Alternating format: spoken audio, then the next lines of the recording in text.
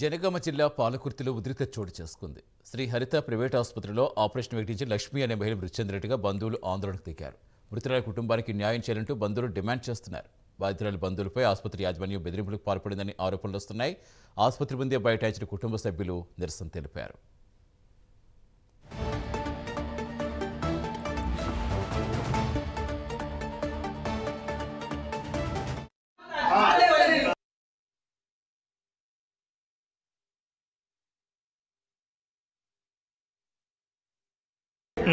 చనిపోయింది సార్ హరిత హాస్పిటల్లో. ఇప్పుడు మాకు న్యాయం చేస్తానని ఆ రోజు కానిస్టేబుల్ సార్లు అందరూ వచ్చి న్యాయం చేస్తా అన్నారు సార్. ఇప్పటికి 4 సార్లు గవర్నమెంట్ హాస్పిటల్ ఇవన్నీ తిరుగుతున్నాం, మాకు న్యాయం అవుతలేదు సార్. ఎవరు ఏం చెప్తలేరు. ఈడికి వచ్చిన మాట ఆడి చెప్తున్నారు, ఆడికి వచ్చిన మాట ఈడి చెప్తున్నారు. ఈసారి ఇళ్ళనే ఉంటుండు, బయటకు వెళ్తాను, నాకు సంబంధం లేదు ఈ పైసల కోసం. సంపదైతే చంపిడు మా అమ్మని. ఇప్పుడు మాకు ఏమైనా న్యాయం కావాలి, లేకపోతే మా నాన్నకు కూడా అగ్గిపుల్లు వేసి ఇళ్ళనే తలగా పెడతాం సార్. మాకు ఎంతో పైసలు, మాకు పైసలు ఇస్తాడు సార్. మా పైసలు మాకు ఇస్తాడా, లేకపోతే ఆయన పానం ఇస్తాడా సార్? కత్తులతోటి చేసి తప్పులతో సూదులేసిపోతాం సార్. ఇక అంత కుట్లేసిపోతాం.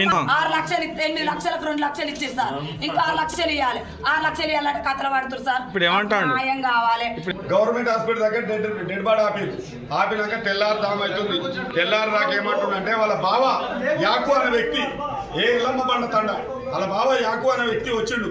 డాక్టర్ విలువ అంటే డాక్టర్తో మీకేం పని, నాకు భూమి లేదా, నేను ఇస్తా, నేను బాధ్యుని, మా బామ్మతో సంబంధం లేదు అని పోలీస్ స్టేషన్ మాట్లాడక తెల్లారిన కూడా 50 ఇస్తా, 20 ఇస్తా, 30 ఇస్తా అంటే మాకేం అవసరం లేదని పీనిగా తెచ్చి వేసినాక సిఐ గారు గౌరవించిన మాటకు పీనిగా తీయడానికి తీసినాక 8 లక్షలు ఇస్తాను ఒప్పుకుండు. 8 లక్షలల్లా మేము ఏమన్నామంటే ఆ రోజు కూడా నువ్వు ఏది మాట్లాడినా మధ్యవర్తిగా నువ్వు మాట్లాడుతున్నావు, మాకు డాక్టర్ కావాలని చెప్పినావు. డాక్టర్ కావాలంటే లేదు నేనే ఉన్నా, వాళ్ళ బావని నీ సొంతం అని వాళ్ళ బావ ఒప్పుకొని ఏం చేసిందంటే 2 లక్షలు ఇచ్చిండు.